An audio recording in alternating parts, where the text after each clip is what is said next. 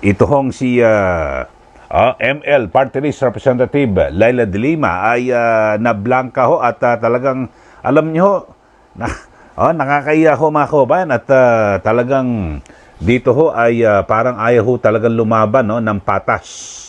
Ito hong prosecutor at may kasama pong pangugulang di po ba? Ang linaw-linaw na ho. Kasi dito ho, lagi hong may gusto nila, may opening statement. Ito pong prosecution at sa pagkakataong ito ay humiling po ang prosecution panel ng at least 5 minuto o maring sumobra pa para daw po sa opening statement. Bagamat ito ay nauna ng pinagbabawalan base po sa naging naunang usapan ng impeachment court. Pero dahil ho dyan ay pinagbigyan pa rin ho ni Presiding Officer Chis Escudero ito pong prosecution panel at pinagsalita itong si Representative Laila de Lima. At alam niyo ho, bago magsimula, para po siguro sa mga hindi pa nakasubaybay, bago pa magsimula ay ipinaalala na yung mga panuntunan o rules sa impeachment court na iwasan po yung tinatawag na conclusion both fact and law. Conclusion of fact and law is a part of legal decision ho ito or pleading at hindi ho pwede na dapat kasi hindi mga prosecutor hindi pwede. Parang kumbaga sa naguhusga na po sila. Kaya nga yung sa panig po ng depensa si Attorney Michael Pawa sila po nag-object at nagrereklamo. So ito, pakinggan, panoorin ho natin mga kababayan, ito hong eksenang ito na kung saan ay makikita ho natin, baka yung iba hindi nakapanood sa umpisa pa lang ho ng impeachment trial, o bagamat nakita nyo naman sa iba siguro sa mga sa social media rin ay lumabas na. Pero kukomentaryuhan ko lang po ito dahil sa lumilitaw na parang ayaw pong lumaban ng parehas. Kasi halimbawa, alam nila ang yung patakaran ho yung rules sa impeachment court na bawal at mga abogado naman ho mga ito pero talagang pinaplano kasi mai-air na ho di ba naka-live po ang impeachment trial kapag na-air na po tapos kahit sabihin ng presiding officer na i-strike out o tanggalin sa records pero na-air na po ipa-play mo na lang ulit yung yung nangyaring trial, di po ba? So, talagang dito ho, may kasamang panggugulang po. Ito, panoorin ho natin mga kababayan, ito hong panggugulang ulit ng prosecution panel at ngayon ay sa katauhan ni ML Party List Representative Laila de Lima. Ito, panoorin nyo ho mga kababayan at pansinin nyo, umpisa pa lang ho, ay pinaalalahanan na ng presiding officer na talagang dapat ho, malinis po yung kanyang mga sabihin at ang binabanggit, wala ho. Hindi ho pwede na magkaroon po, magsasalita ng yung conclusion of fact and law. Kasi wala po yun, hindi po yun Hayaan nila maglatago sila ng ebidensya at ang testigo magsalita.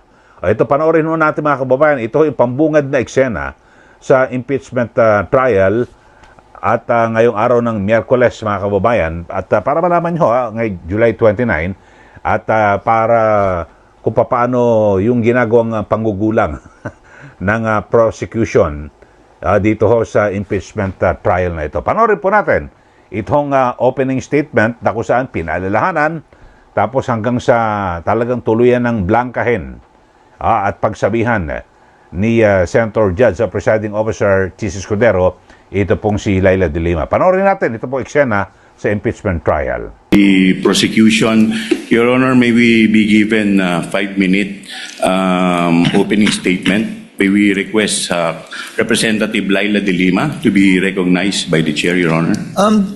The Chair would like to remind the Honorable de Lima, if indeed she will make an opening statement, to kindly avoid conclusions of both fact and law, as we have previously agreed upon and raised by the defense in previous hearings, and as pointed out by several senator judges. With that conditionality, the Honorable de Lima may proceed with her opening statement.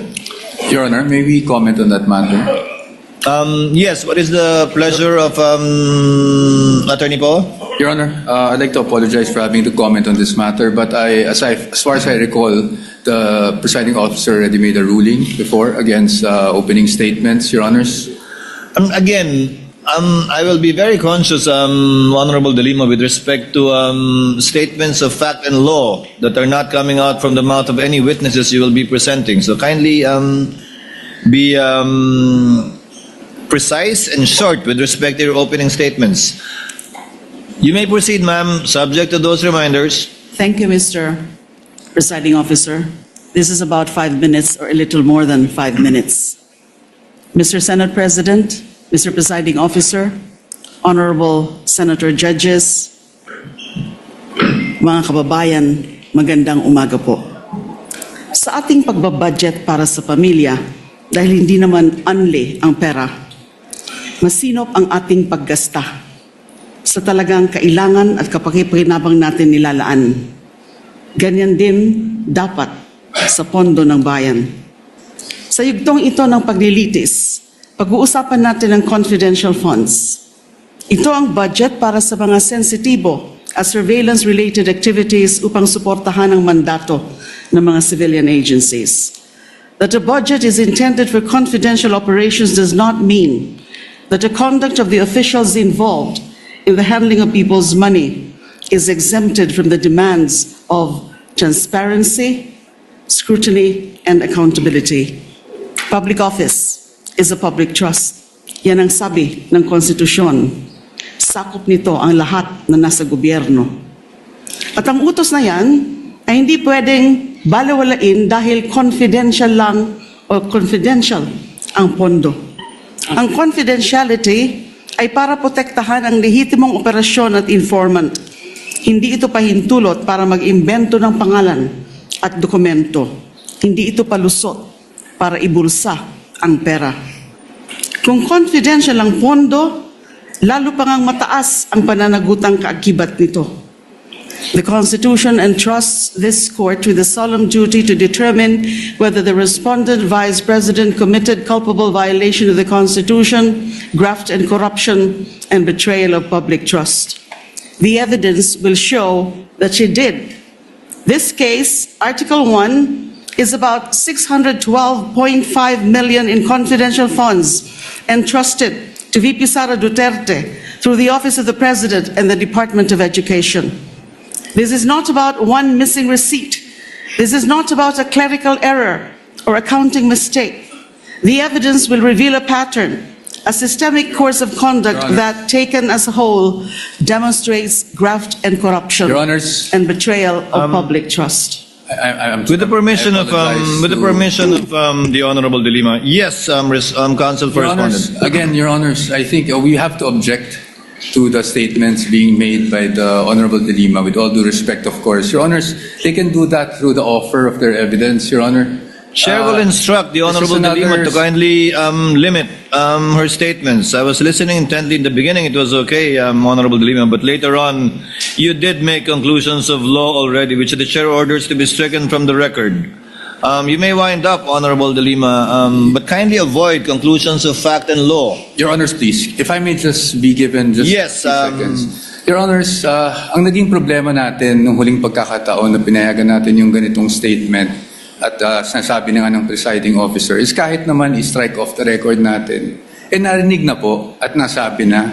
So to allow, Your Honors, again, a continuation of such is really goes into the matter of fair play, Your Honor.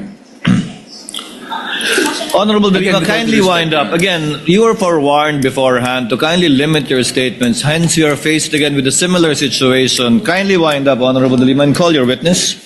Ang dami pong malalampasan sa aking opening statement because Yes, this is but, supposed to be an again, overview it is the of the court's case, position, the overview of the evidence. To let the witnesses speak, not the counsels, insofar as the evidence is concerned or conclusions of both fact and law. Kindly wind up, Honorable De Lima.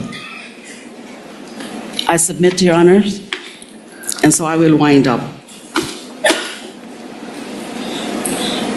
Kapag ang isang impeachable officer, tulad ng pangalawang Pangulo, ay nabuso ang kapangyarihan sa paraang sumisira sa accountability Same o objection, sumusuway Your sa Honor. pananagutan, dapat pa ba siyang pagkatiwalaan?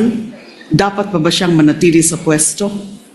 When the Filipino people entrusted their money to Vice President Sara Duterte, was that trust honored?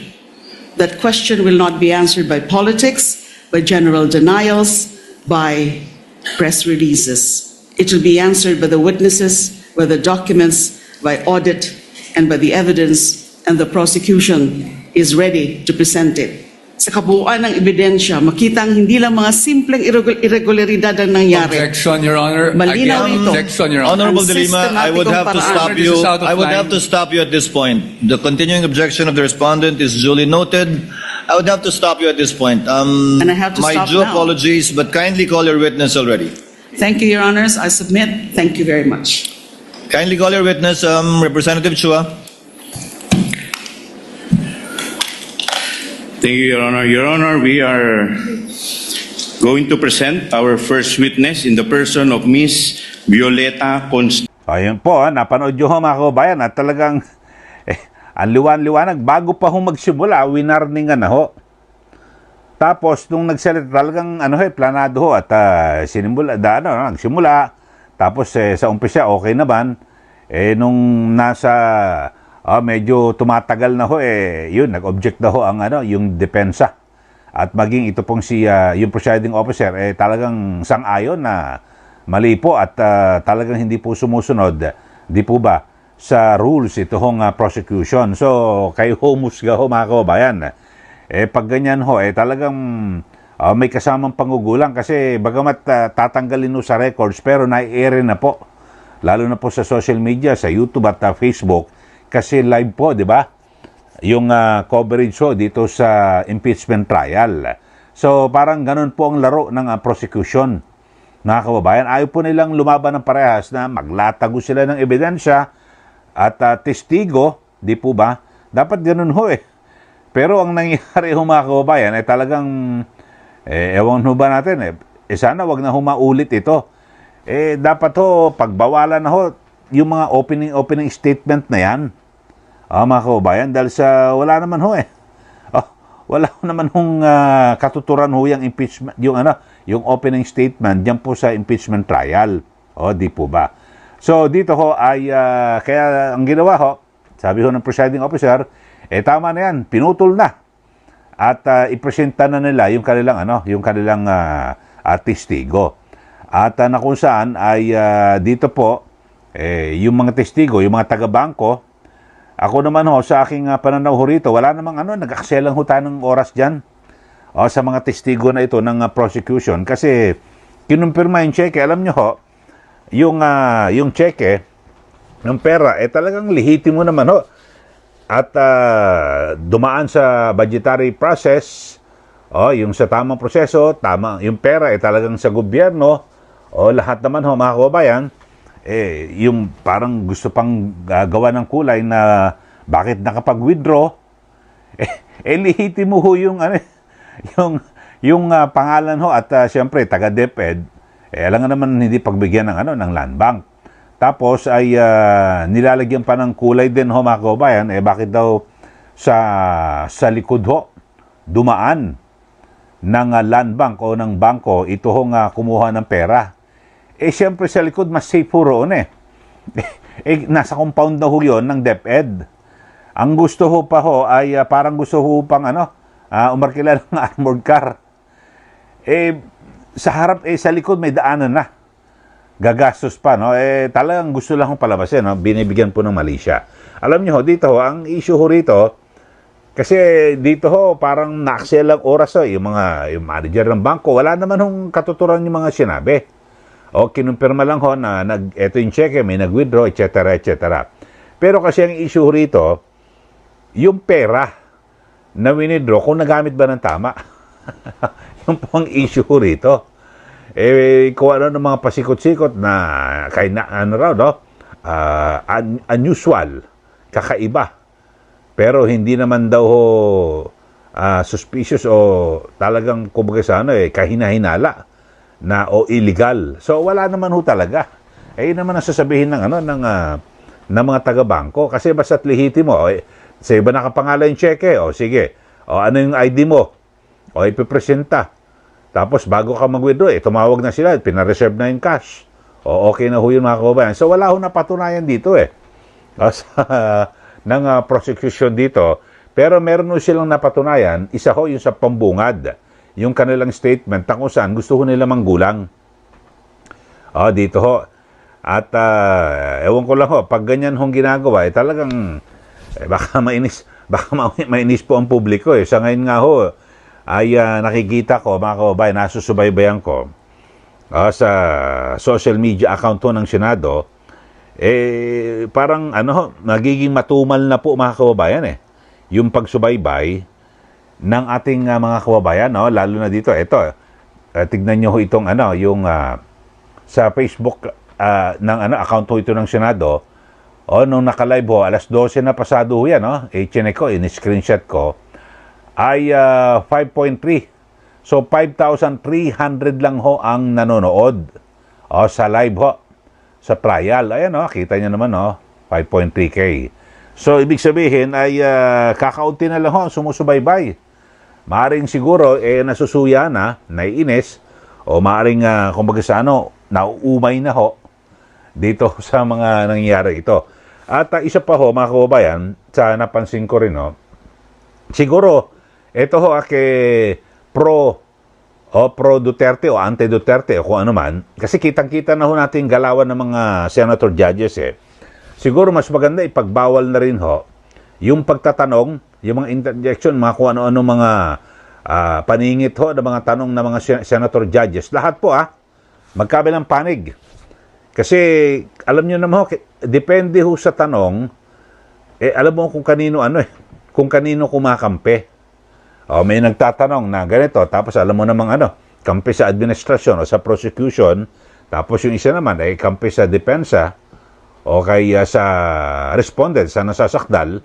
So mas maganda ho mga kababayan, tanggalin na ho yung ganyang yung sistema na kung saan pwede hong magtanong ito hong mga senator judges. Ang pinakamainam ho na gawin, hayaan na po yung mga abogado ng depensa. Wala na ho yung sa prosecution team, wala na hong opening statement na yan. Tanggalin na ho yan at hayaan na natin yung mga abogado ng prosecution. Sige, maglatag kayo ng ebidensya. At ganyan din yung inyong testigo. Tapos sa depensa naman, cross-examine nila kung naman, tatanungin yung ebidensya o yung testigo ng prosecution. So sila na lang ho mag-debate, di po ba?